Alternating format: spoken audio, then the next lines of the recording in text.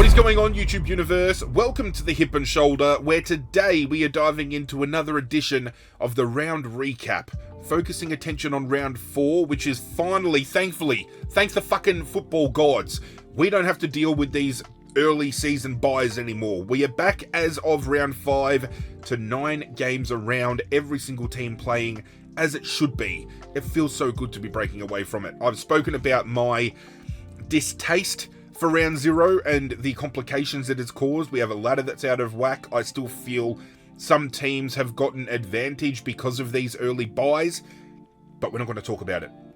We're going to move on, because round 4 did present to us some unique outcomes, but outcomes that we haven't seen over the course of the year so far. We've had every single round where we've had blowouts, we've had controversy, we have had close finishes, and round 4 slipped into that slot perfectly because it had everything.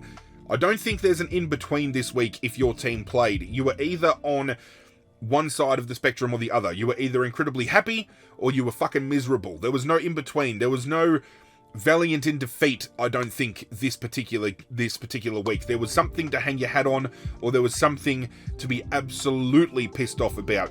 And the round kicked off very, very controversially for some, with Collingwood taking on Carlton. And I say controversially because Carlton coming into this year were touted as premiership favourites behind Hawthorn. I still can't rack my head around how Hawthorn started pre-season as the favourites for the premiership, but obviously they've delivered so far with what we have seen. But Carlton, they have just dropped off the face of the earth completely, and it's almost a meme at this point, because after their first loss to Richmond and then losing the following week, Michael Voss comes out in the post-game press conference and turns around and says, "Oh, we're running out games fine, there's no problem." Their fade-outs in second halves is what has cost them 4 potential wins. They are 0-4, which is something that we never saw coming really this season. They should very well be 4-0 given the list that they have and what they showcased to us last year. But it just keeps on begging questions as to, maybe the workload that Carlton are putting in. Maybe the coaching has gone awry. Are the players really invested? Did they give up enough or too much during the trade period last year that has kind of left them in a bit of a hole? Did they get rid of role players that they haven't been able to bring back in? Are the injuries that they've sustained to some players too much of a gap to be filled? I don't know what is going on at Carlton. It's amazing to think a team can have such a meteoric fall given the circumstances. It's hard to think of, because this game was very scrappy, mind you. This game was one of the worst skill-based games I've seen in a very long time. There was a lot of kicks on the full, turnovers. It was very, very state level or country football. Like, you go to just a random game on a Saturday afternoon or a Sunday afternoon and you're seeing a local team play. That's very much in big parts of this game what this looked like. It wasn't the hit out that I was expecting it to be. But at half time, Carlton took in a 4-point lead and at least looked like they had wrestled control for majority of that half.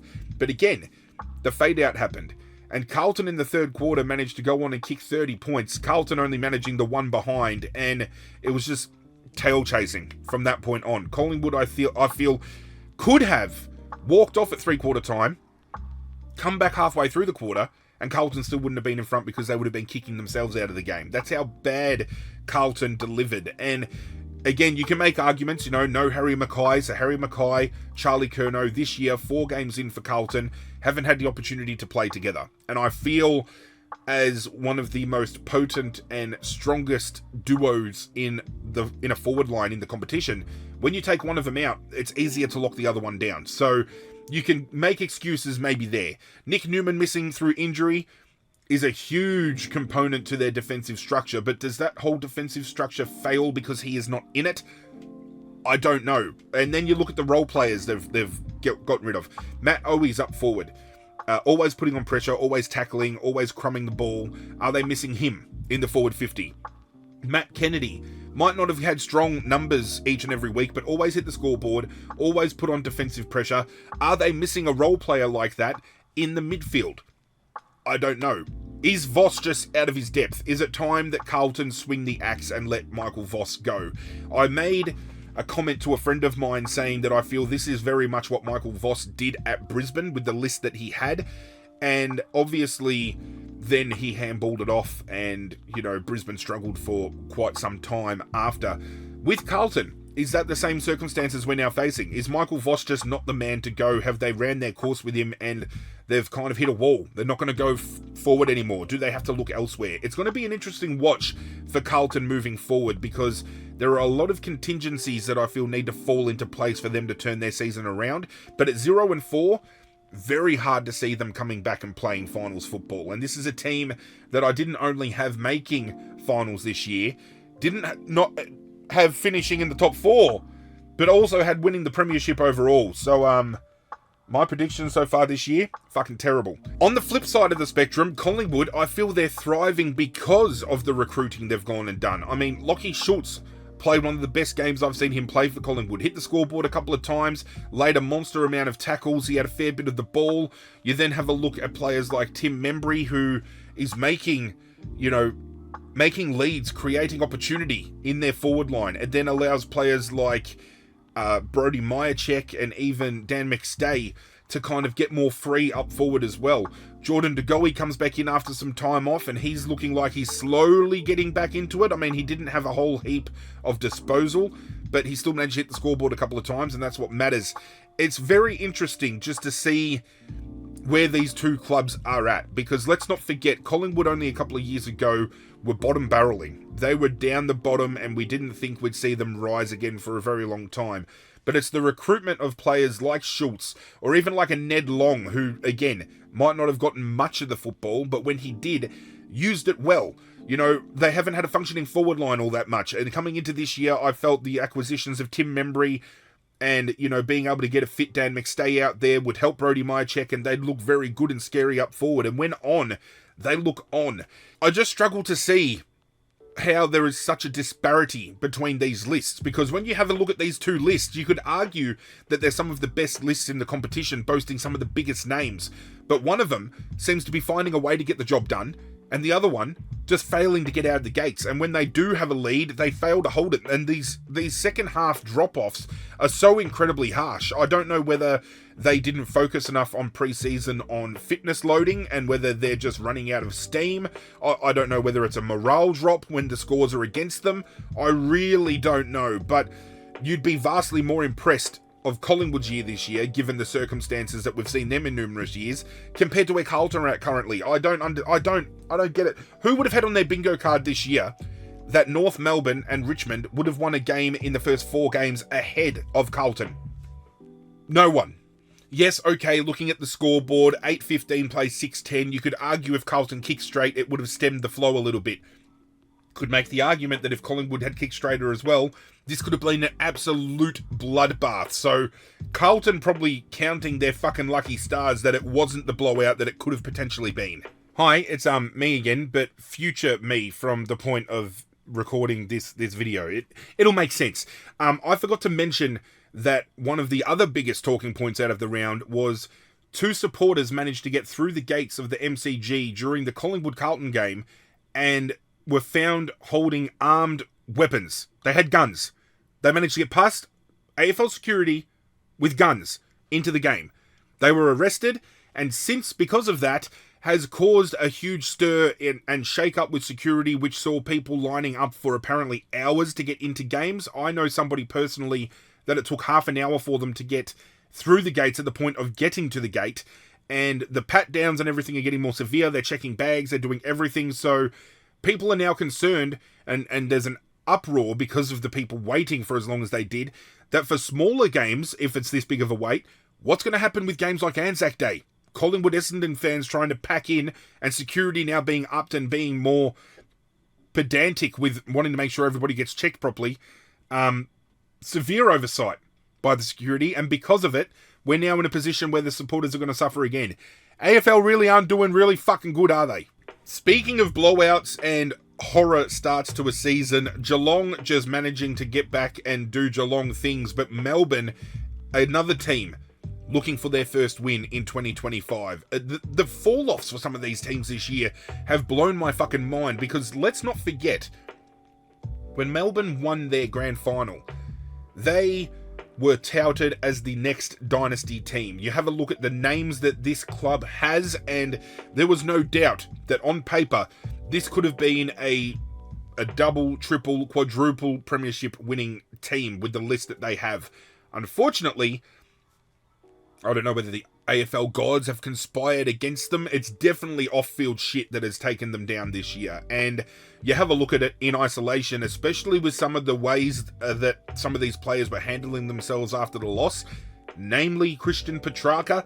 There is going to be a hell of an off-season at Melbourne this year. And I, as a neutral supporter, feel for Melbourne, because I've been in this position as a Richmond supporter many times before.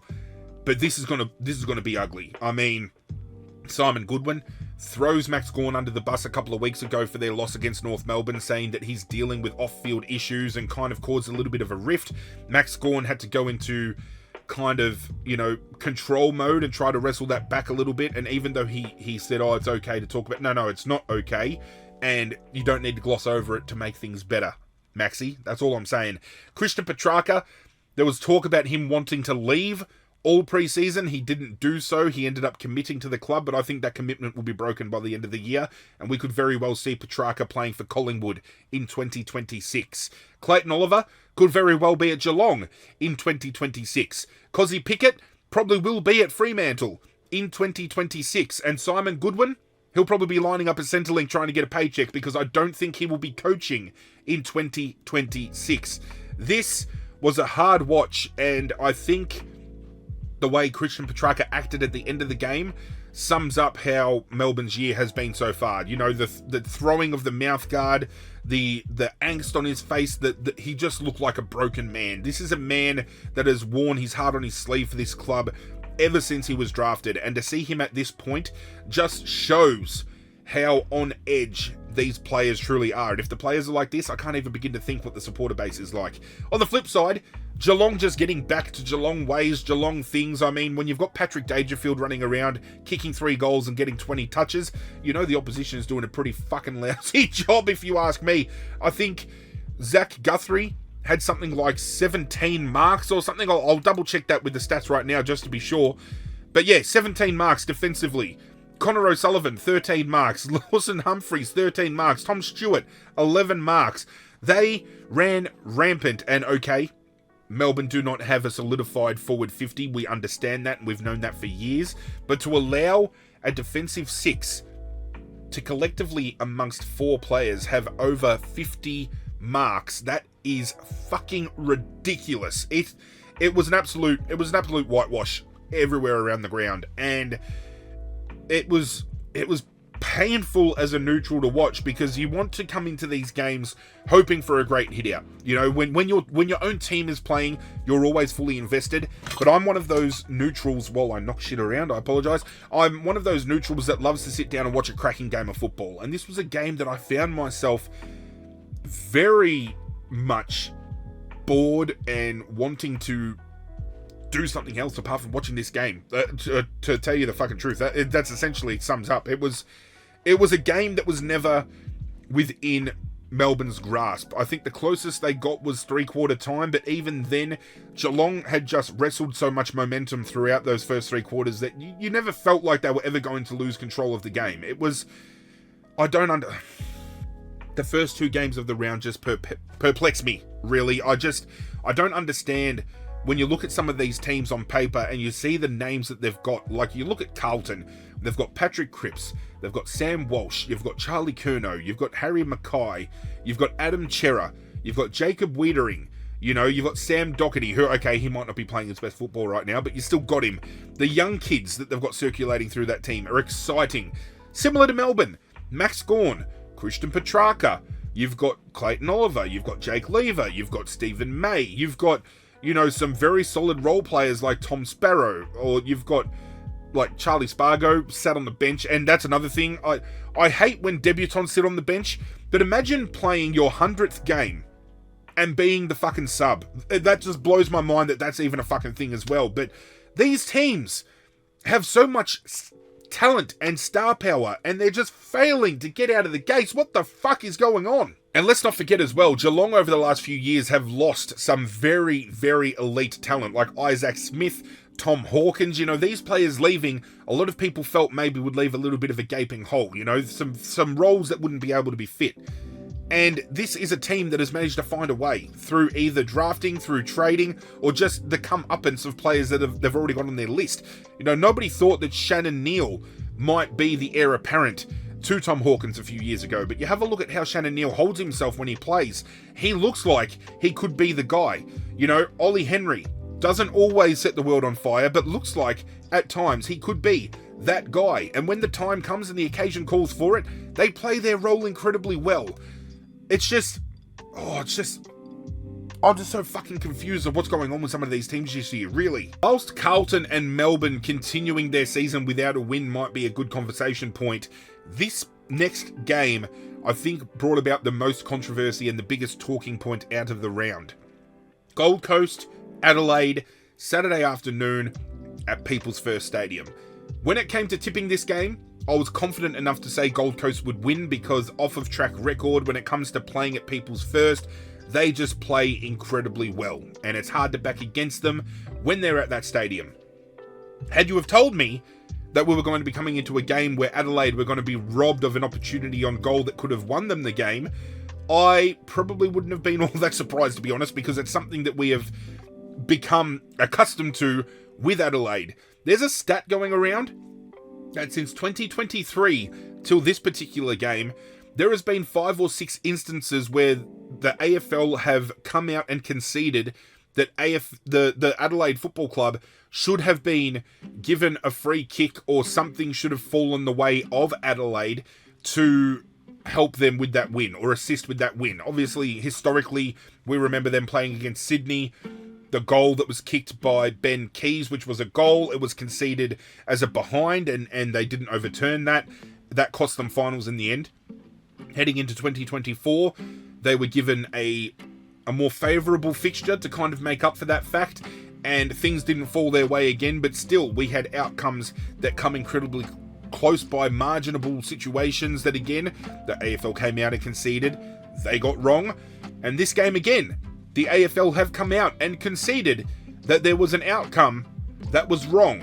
And it was in the dying moments of the game where Isaac Rankin, I believe it was, took a mark inside 50, was tackled mid-air. I felt he controlled the ball a hell of a long time enough for it to be called a mark.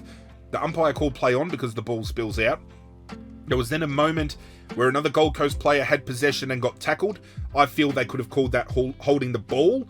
But it wasn't until the third act where Bodie Hewland from the Gold Coast gets control of the ball and gets caught head high that the umpire blows the whistle and plays a free kick to the Gold Coast, securing the win. Now, in hindsight, we don't know whether Isaac Rankin goes back and kicks that goal, but given his track record and, you know, his ability in front of goal, you could probably almost guarantee that he would have gone back and had that clutch moment, the ice in the veins to go back and make sure that that goal goes through.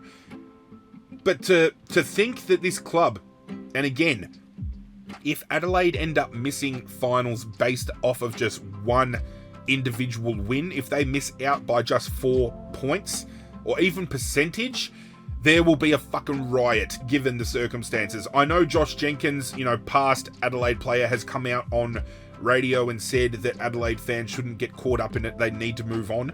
But I can understand the frustration, because for the AFL to come out and turn around and say, yeah, okay, we got it wrong, what good does admitting you got it wrong do after the fact? Because you can't give a club 4 points, you can't take away 4 points, but it's cost a team a game of football, potentially, because again, we don't know 100% locked in for sure Isaac Rankin goes back and kicks that goal.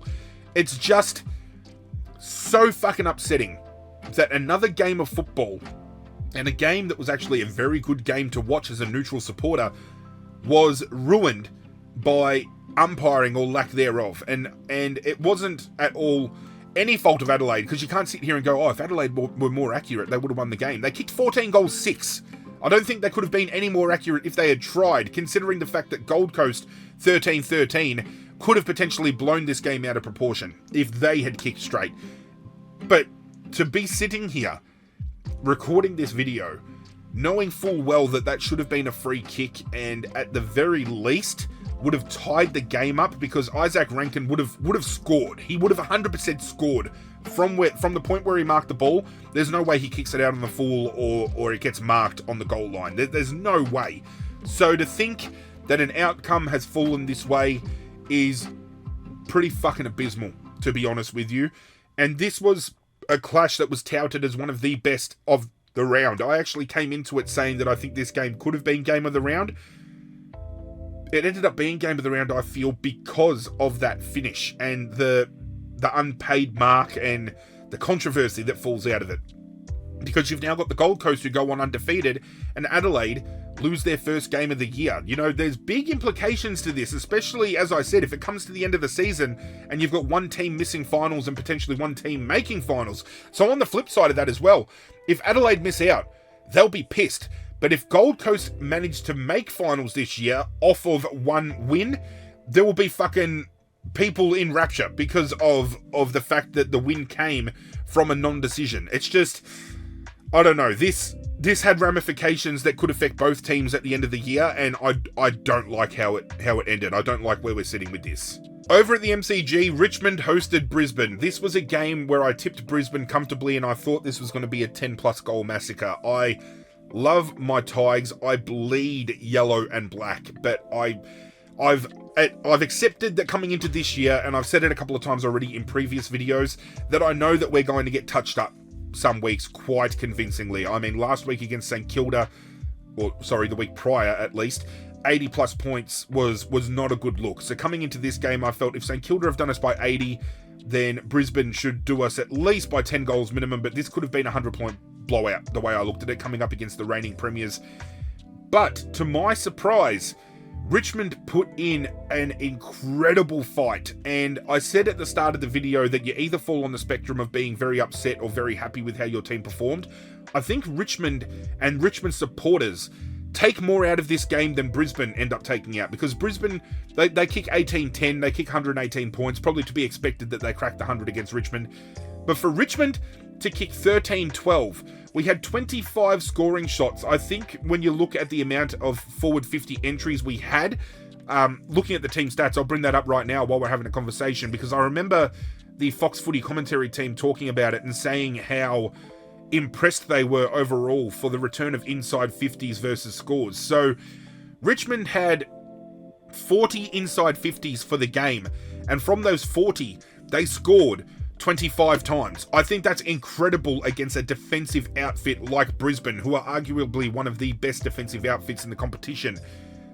Brisbane had 60 forward 50 entries in comparison, and had the 28 shots. So to think that Richmond had 25 shots versus Brisbane's 28, I think that alone is something that you take out as a huge positive. When you look at the disposals, Brisbane only had a handful more. When you look at the efficiency overall, it was very close. Brisbane ran at 76%, Richmond ran at 72%. Just efficiency inside 50, Richmond had a hell of a lot better efficiency overall. At the stoppages, the hitouts weren't that far apart. The clearances actually weren't dominated. They had 12 more clearances for the game, but they still managed Richmond to stick with a club who has so many contested inside ball winning clearance machines. That's without saying, you know, the likes of Lachie Neale, Josh Dunkley, Hugh McCluggage, Will Ashcroft, all got off the chain in many ways in this game. But I'm not trying to not focus too much on Brisbane in this, because I think we knew coming into this Brisbane were going to look great. I mean, Jasper Fletcher, for example, had a career high for disposals. He hit the scoreboard a couple of times. He looks a real treat. Levi Ashcroft played very well, may very well get a NAB Rising Star nomination. I haven't seen who got nominated this week at the time of recording this, but he played a very good game.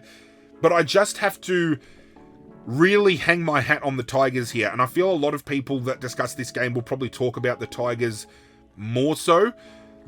And it's the young kids I really want to highlight, because when you have a look at the scoreboard for Richmond, Sam Lawler kicked 2, Steely Green kicked 2, Seth Campbell kicked 2, Sam Banks kicked 2, Harry Armstrong kicked 2. That's 5 kids that we are building a foundation and a future upon. Then you look at the disposal getters. And we finally had a little bit of leadership out of the middle. We had Jacob Hopper get 32 disposals. Tim Taranto had 29. Jaden Short found it 25 times. But again, Lawler popping up in the conversation. He had 24 disposals. He had a handful of tackles. He got some clearances. He, at the moment, and I know this stat because I looked this stat up, after 4 rounds, well, including round 0 for the teams that played it, Sam Lawler is ranked the #1 player in the competition for goal assists or score assists overall. It's amazing to think a kid can come into a team that was touted to not win a game of football, where we're going to get smashed every week, to sit atop a stat like that. Just shows that this kid is going to be a generational talent. And while Richmond might not find team success, Lawler is something that I feel we can really build a future around, and I am so fucking excited about the future for Richmond. When you see these names spoken about, and we know players like Josh Smiley had his first hit out in the VFL, so we're going to see him coming through soon. Taj Houghton coming through off of an ACL injury, we'll see him mid-year. Jonty Fall kicking a few in the VFL. We've got Fawcett, who's coming off of an injury at VFL level, I know that, but we've got these players, Thomas Sims even. This club has drafted so incredibly well that I feel once Tasmania comes into the mix, Richmond could well be within the conversation of heading back up the ladder and playing finals again by that time, because these kids would have been fast-tracked in similar ways that we've seen North Melbourne have to fast-track kids, West Coast have to fast-track kids. Richmond's kids are going to be so better for all of this early exposure that once they start hitting their straps collectively, Richmond are going to be back on top again. I can feel it, and I don't think it's far off. I only think it's going to take a small handful of years for this team to really start building. And I think moving on from this year on, from 2026 on, we're going to see gradual improvement. We're going to see them win more games incrementally each and every year. I'm very excited as a Richmond man. I couldn't be any more prouder of the effort these guys put on. To kick 90 points against the reigning premiers in a team that was, again, said that was going to get smacked every week and not win a game, how could you not be fucking excited about that? And just like that, we're then back to doom and misery again. North Melbourne hosting Sydney at Marvel Stadium, and North Melbourne, after their huge emphatic win against Melbourne, all the media personalities were coming out and saying, it's Roo time, the Roos are here, watch out, here comes North Melbourne. Where have they gone since? They've just plummeted, and again, I don't know where that morale went. I don't know where that embodiment and spirit that they showed in that win against Melbourne has shifted off to. But for Sydney to come down here and win as emphatically as they did is a huge statement to the competition. Not just that Sydney are starting to really find themselves again, but that North Melbourne might not be the team that we thought they were going to be after that win against Melbourne. And it's very concerning, because when you look back and watch this game, and I've watched this game twice, I watched it live, and I've since gone back and watched the replay again just to kind of get a better feel for how this game went. There are so many times where Sydney gets possession of the ball and is able to chip kick and handball, while essentially every single North Melbourne player is static or putting zero to no pressure on the ball carrier. It was almost like a training drill for Sydney. They were able to move from defensive 50 to forward 50 without any issue, without any pressure put on them. They had all the time in the world. So much so that I feel, and he'll probably get the 3 votes for this game. I'll be surprised if he didn't. Riley Bice, who has played only a handful of AFL games. I think he's only played maybe 3-4 games of football collectively. He was best on ground by a country mile. His kicking efficiency was through the roof. He was just eating up everything that came his way. And North Melbourne, I feel, reverted into a very Richmond-like state in the way, and I say that in the way of, historically, Richmond, when backs against the wall, their go-to would be just grab the ball, bang it on long, and hope that there's a marking contest down the line that can win the ball.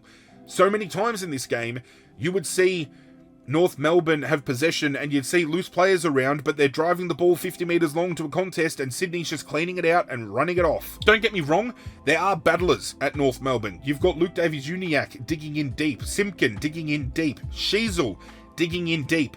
And Sheasel goes back, he gets moved back to half-back in this particular game because they've tried him in the midfield. He's been struggling to find a little bit of form. So they put him back to familiarity. He was one of North Melbourne's shining lights, no shadow of a doubt. But fucking morons like Kane Corns come out and turn around and say he shouldn't be getting junk possessions in the back line. He should be forward of the ball. They're trying to get the kid to find some fucking form and find his feet again. What fucking else do you want a kid to do? It's just the conjecture and conversation points sometimes from the media just pile on and add to where a team is currently at.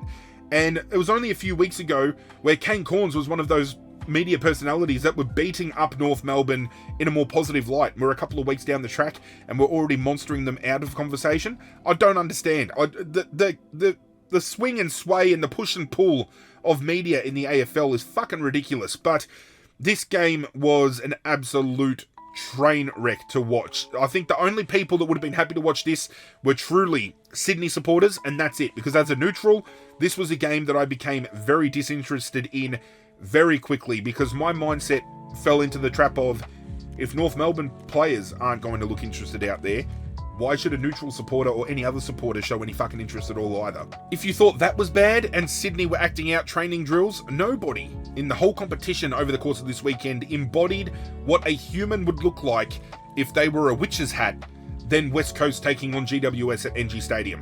This was terrible. This was an absolute smacking. And it leaves me to start questioning the fact that a lot of experts said this year that Richmond would finish dead last, no wins on the board, West Coast were going to be on the improve, and yet I honestly am at a point right now where, looking at the fixturing, especially with the way Richmond played on the weekend, is it possible that West Coast go this year without winning a game at all? Big serious question. I'm not trying to run them off the card at all. I'm not trying to suggest Richmond are a better team, but coming off of what we saw over the weekend, with a spirited, hard-fought effort from a young Richmond outfit to a West Coast team that should be on the build given, the circumstances they've been under. They've had all of these top picks come through. They've been able to embellish their list with a bit of, trading capital as well.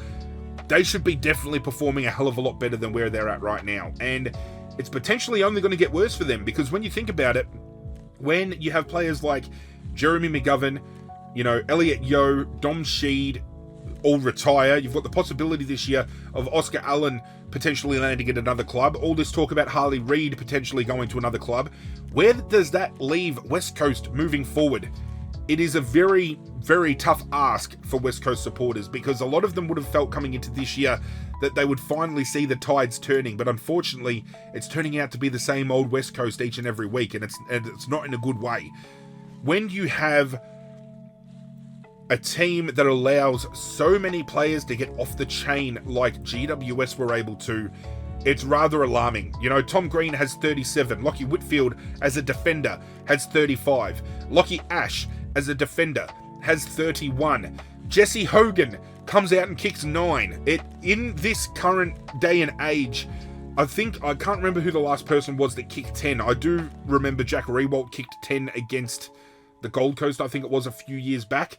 I can't remember if anybody has done that amount since, but for Jesse Hogan to come out and kick 9 goals and almost be unimpeded when that ball was moved forward was just so incredible to watch him just get to his best.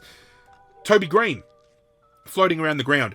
Not only does he manage to kick 3, but he has 24 disposals and has something ridiculous like 15 score involvements. The only GWS player of note that probably didn't have as much impact was Finn Callaghan, because he got tagged. But tagging Finn meant that Josh Kelly was able to go have X amount of disposals. Tom Green, X amount of disposals. Toby Green gets off the chain. Jesse Hogan gets off the chain. Darcy Jones has a fucking incredible game off of the wing. It was just a complete and utter domination, and in my opinion, quite honestly, GWS after this win should be announcing, if not already known to the competition, that I think a premiership is well and truly in their sights and grasp this year. And I know it's probably a bit of a beat up because they only beat West Coast, but when you do so convincingly and everybody plays a part in it, this is a team we have to be fucking scared of. We might have touched on Michael Voss a little bit earlier, and maybe his coaching job at Carlton not being as secure as he felt given how Carlton are performing, but I think Ken Hinkley is teetering off the cliff right now, because Port Adelaide hosted St Kilda in Adelaide and lost. And I don't think they ever looked like winning, even though it came back to 17 points, it came within a winnable margin.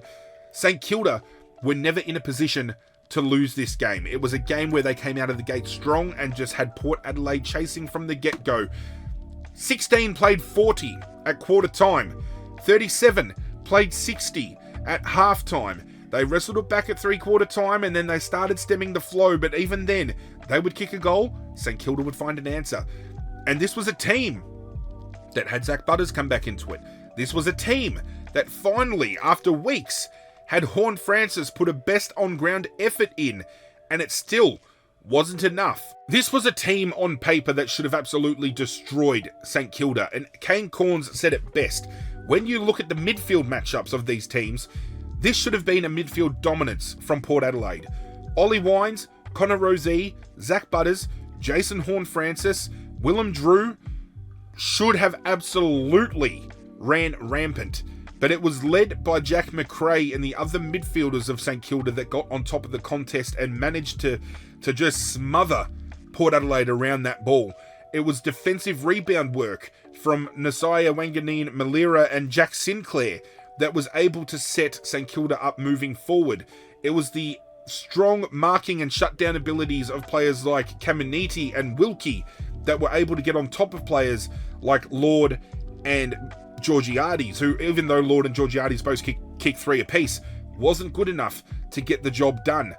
It was just an incredible watch. This is a team, St Kilda, that I picked as a bottom 4 team, but they are playing like a team that is hell-bent on playing finals this year. They are just finding a way, and again, it is through also kids getting opportunity. Travalia looked great. Keeler looks like a great forward option. Keeler obviously probably moves on when Max King comes back in. Let's face facts. But these young kids that are getting opportunity, like, Max Hall and these other kids, really standing tall and taking the opportunity they're giving, grabbing the brass ring, for another terminology, and really making that opportunity last and making a strong stand.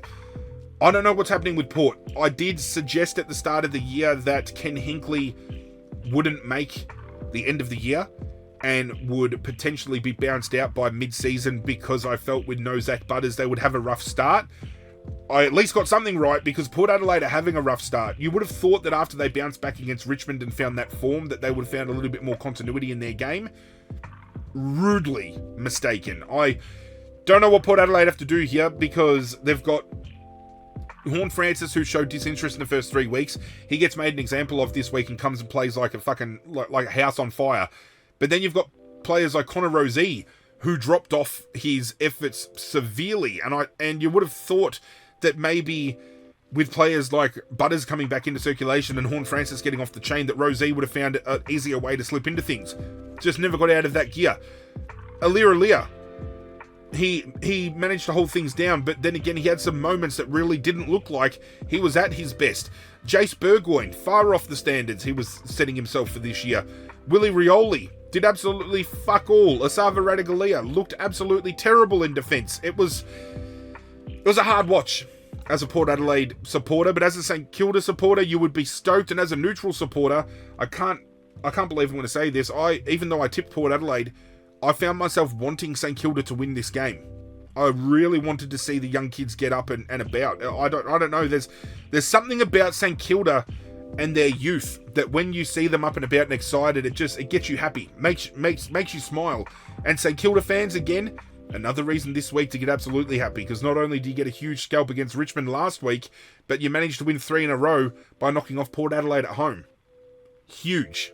The final game of the round saw Fremantle hosting the Western Bulldogs in a game, again, unfortunately, that ends in a bit of controversy, and probably on the wayside, given the fact of the outcome was against the controversy, because Fremantle won this game by 16 points, but a lot of people talking about the umpiring or lack thereof in this game, given that the Bulldogs had 12 more free kicks. Pretty sure it was something like 15 to 27. I need to clarify if it was 15 free kicks to 27 the way of the Bulldogs. And I noticed it in isolation while watching the game, but I've seen many compilations of videos and everything made since, and the lack of calls that came when Bulldogs were caught dead holding the ball or dropping the ball, or free kicks that were paid against Fremantle that shouldn't have been, it was very stark in contrast and was very one-sided. And as I've said numerous times when it comes to umpiring, it's not always about the outcome of the ones paid, but the ones not paid. And there were so many instances in this game where Fremantle were absolutely robbed, especially forward 50 of the ball, that would have set them up for score opportunities. Now, as I said, a little bit redundant maybe to talk about, given the fact that Fremantle had won this game. There would have been more of an uproar had the Bulldogs won. And I did come into this with a bit of another talking point about potential controversy, but it's been confirmed that this may have been an oversight by Champion Data. I have not seen it rectified yet, and even at the point of this recording, if I scroll down to it, they still haven't rectified it. But it's showing that Fremantle had 5 more interchanges than physically allowed. It is showing an 80 out of 75 interchange, differential. And going into the last quarter, I believe it was something like 72 of those interchanges were already used. So they were only heading into the final term with 3 interchanges available. I don't know what happens with interchange breaches after the game, and it's found that a club has had more. I've been told by numerous sources that this, as I said, is a Champion Data issue, and it has been confirmed to be false, but I'm yet to see that myself. I haven't seen anything from the AFL or anybody attached to the AFL confirm or deny this. And if it is the case that Fremantle has gone 5 over the interchange gap, what happens then? Because that is a huge advantage to a club, getting those extra interchanges in that you shouldn't be afforded. Again, this could be a talking point that is redundant and shouldn't be spoken about because it could be an oversight. But the fact that we are almost 24 hours out from that game at the point of me recording this video, and they haven't rectified it on the AFL website yet, I don't know what's going to come of that. But what a way to finish the round, right? You've got potential controversy with an interchange breach. You've got one team being outweighed with the umpiring decisions and the decisions that didn't go their way. And yet coming over the top is the team that had the lesser rub of the green. But then you've got this whole interchange thing going on. So if this interchange thing is true and they have exceeded it, you've got a team that lost, but that had a way better rub of the green from the umpires than the winning team. But then the winning team could have breached the interchange gap and shouldn't have won. Maybe. I don't know. It's just a mess of what has been an incredibly up and down round. I think there were more lows out of this round than there were highs. And to think that out of this round, one of the highs is Richmond putting on 90 points against Brisbane, but still losing. That just talks about how the round went down collectively. Now that we've spoken about the rounds from round 4 and keeping in mind that Hawthorn and Essendon were the final teams to sit out due to the byes, we can now have a look at how the ladder shapes up. In first position, we have Hawthorn, who is tied for that position with Brisbane, who is sitting in second place. We have the Gold Coast sitting in third and GWS sitting in fourth, but we have Adelaide in fifth, Collingwood in sixth, and St Kilda in seventh. All of those teams effectively tied for third place, separated by percentage. We have Geelong sitting in 8th, Sydney in 9th, the Bulldogs in 10th, and Fremantle in 11th, all tied for 8th position, separated by percentage. We then have Port Adelaide in 12th, North Melbourne in 13th, Essendon in 14th, and Richmond in 15th, all again tied for 12th, separated by percentage. And then the bottom 3 teams, all yet to win a game. We have Carlton in 16th, Melbourne in 17th, and West Coast Eagles in 18th. Now that we've got the business things out of the way, we can talk about the fun stuff, the good stuff. We talk about the votes for the MVP award for this season, and we talk about the team of the week for round 4. If you're unfamiliar with my formatting of these videos and how this works, I do a 3-2-1 vote system for every game over the weekend, similar to the AFL Brownlow, and at the end of the year, whoever sits on the most amount of votes will be my MVP winner for 2025. Not something I'm doing for clout, not something I'm doing hoping that players are going to see it because they're not going to win anything and they probably don't even give a fuck. I'm just doing it for the love of doing it, for my passion of the game, and giving us a conversation point, which is what created my team of the week this year. Because there are some players that might not get votes, but played a role on field that earns them some clarity of needing to be discussed in another format and awarded in some way. And that's where the team of the week comes into fruition, and again, creates another talking point for myself and yourself. You know what I'm saying? So when it comes to my votes, when it comes to my selection for Team of the Week, feel free to sound off in the comments down below. If I've gotten something wrong, if I've forgotten a player, you know, if I've awarded the right votes and you agree with what I've done, conversation points, discussion points, let's have at it. But this is how my votes landed for round 4, kicking off with Collingwood versus Carlton on Thursday night. 1 vote, Lachie Schultz, who had 18 disposals, broken down into 11 kicks and 7 handballs, 7 marks, 7 tackles, 2 clearances, 419 metres gained, 2 goals, and 9 score involvements.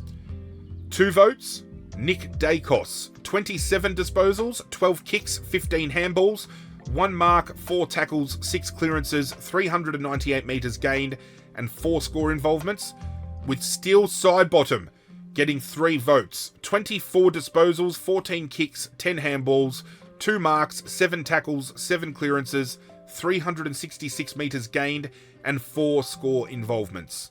Geelong versus Melbourne, 1 vote, Bailey Smith, 28 disposals, 20 kicks, 8 handballs, 7 marks, 8 tackles, 5 clearances, 569 metres gained, and 5 score involvements.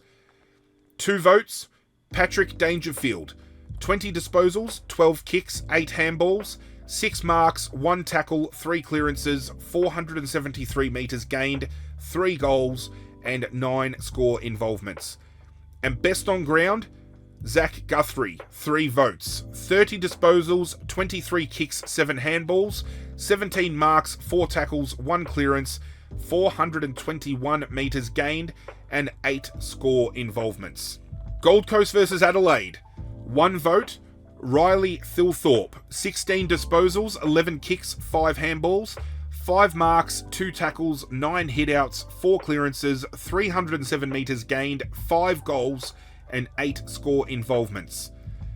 2 votes, Daniel Rioli, 26 disposals, 18 kicks, 8 handballs, 6 marks, 6 tackles, 2 clearances, 620 metres gained, and 4 score involvements.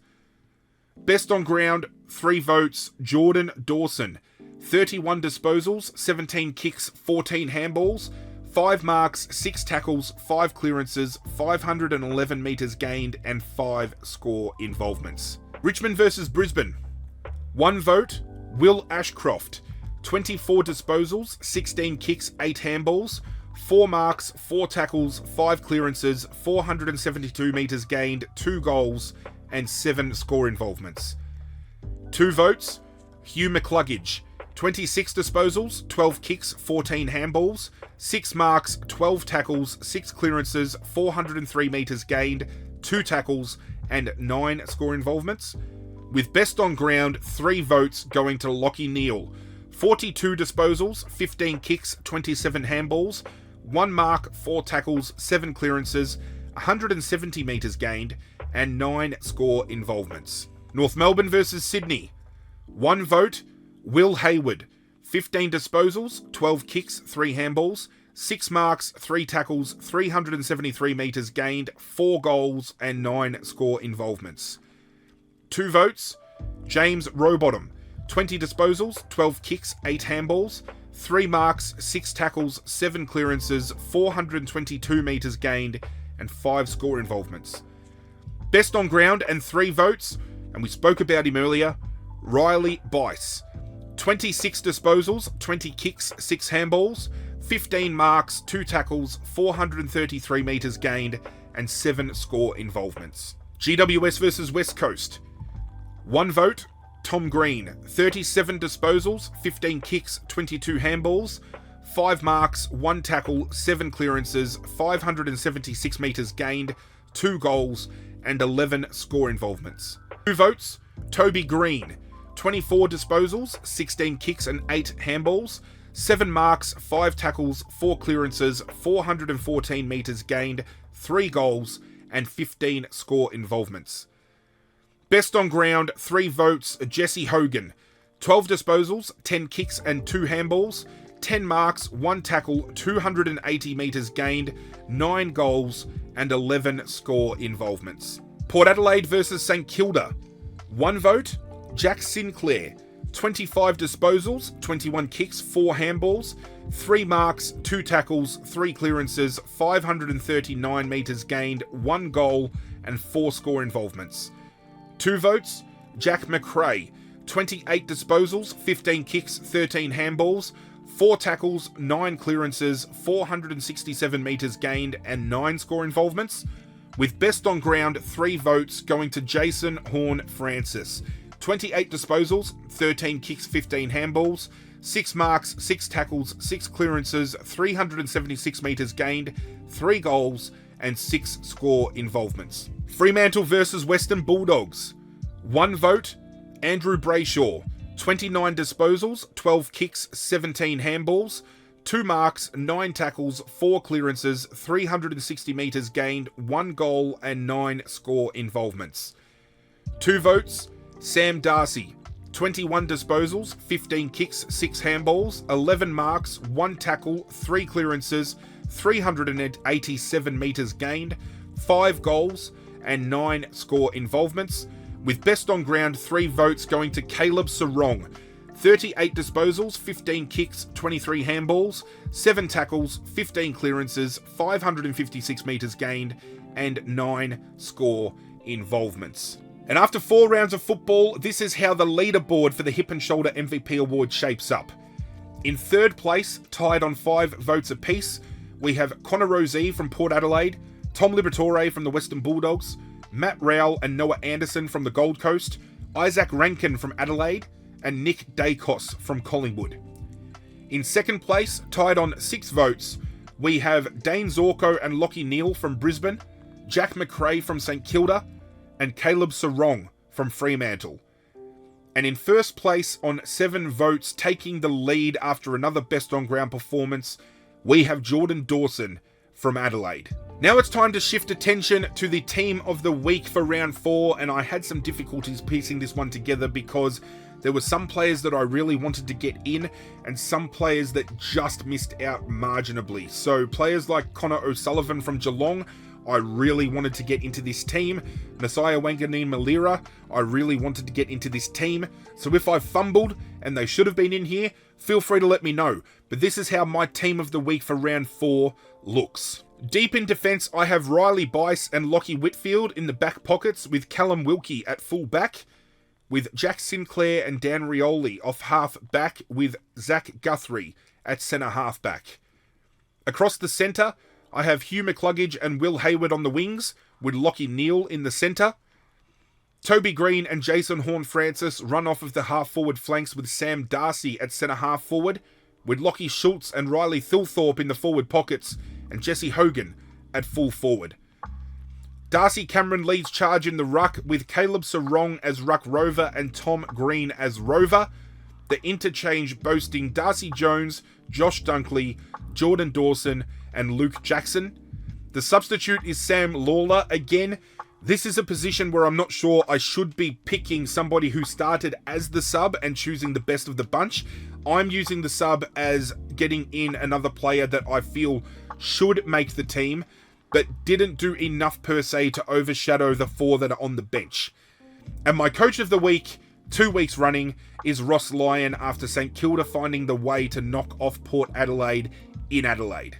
And that is it. The round is officially recapped. That is another video in the books. I do hope you guys enjoy these videos that I do piece together, because in particular, these round recaps, they take a fair bit of effort to get put into, from all the research into the stats, to watching every game over the weekend, to even the graphics that I make for things like the team of the week and the votes.